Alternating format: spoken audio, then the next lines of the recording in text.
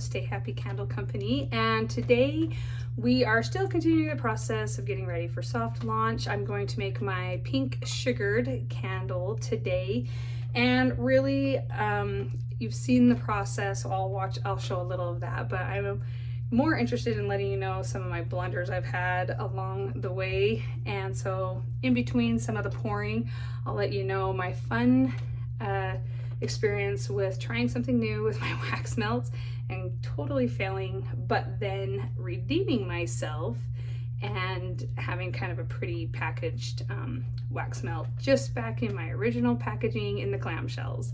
So I thought I'd get a little bit fancy with just making them in the silicone molds with some marbling and yada yada. We'll go into it, but for now I'm just getting things prepped. As you can see, I've got my jars ready, I've got my wicks out, my wicks stickers. I'm getting my wax melted right now, and in the meantime my son is getting ready to go to his last high school sweethearts dance, and this mama is trying to stay calm, she's trying to stay cool, but the tears are coming. But here we go. Okay, here is where you've seen this process with me before, where I prep my jars, get all the wicks in with the stickers, get them set and ready to go. The jars are obviously all cleaned out and ready for wax to be heated up and melted into them. This is also where I wanted to tell you about my fun experience creating wax melts the other night. You know, I do mostly just the white or cream in my candles, but I wanted some color for market. So I was gonna do some marble wax melts.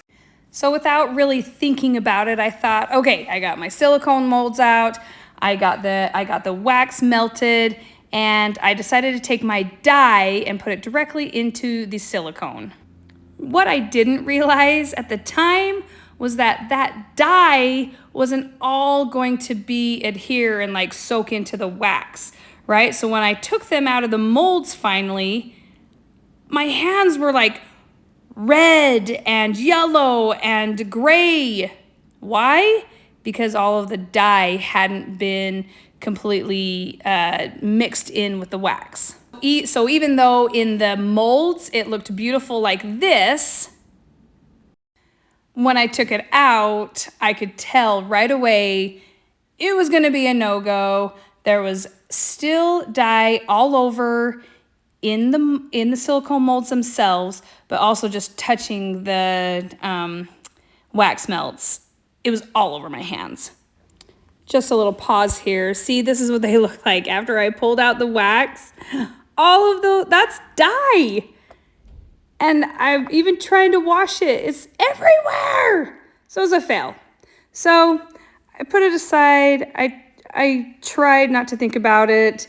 And then the next night, I melted all of it down. I got me some glitter and put the glitter in the clamshells. I went right back to clamshells. I'm comfortable with them.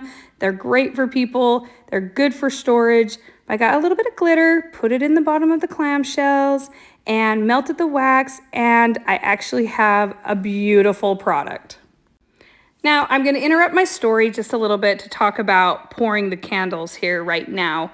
You noticed that I was heating up my jars with my heat gun, and I have never done that before, actually. I usually heat up my pouring pitcher so that my temperature doesn't drop dramatically, 5 or 7 degrees as soon as I pour the wax in it. But this time I warmed up the jars. It was easy. I just did it while I was stirring in the fragrance, and actually ended up having really great results for it. Didn't take me any other extra time. It was just kind of a multitasking idea, and it worked great. I mentioned that I'm going to market for the first time the middle of April, and I'm having a soft launch probably mid-March before that, but I'm still perfecting my process. Everything gets better and better and better every time I pour. This is just a time lapse to show the wax curing. This was only a time lapse for about an hour. And then of course I've talked to you about the little bit of maintenance afterwards. I poke holes just to make sure that I discover or unhide any air pockets, air holes that might have developed through the curing process. And then I just remelt the top layer of wax and fill in those pockets. This is just one of the trade-offs for the wax I've chosen, but I wouldn't have it any other way. It's a great wax. But I gotta finish my story about my wax melts. See, here's how they turned out. That glitter made it look great. So these are 3 of my flavors: Firefly and Birch, Pink Sugared, and Daily Stroll.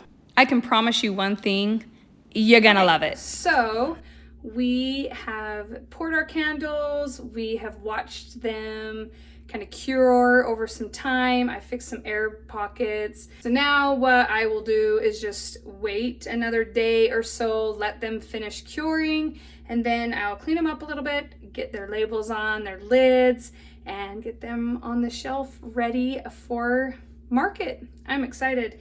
And you know, if I've learned anything over the last few months, it is we're gonna make mistakes. We're gonna make mistakes. What we try to do is gonna fail, and every single time we try it, it'll get better and better and better, where we can finally look at a product or like an end result and just think, oh my gosh, I created that. I did that, and you are gonna love this. We'll see you on the other side of this video, and don't forget, stay happy.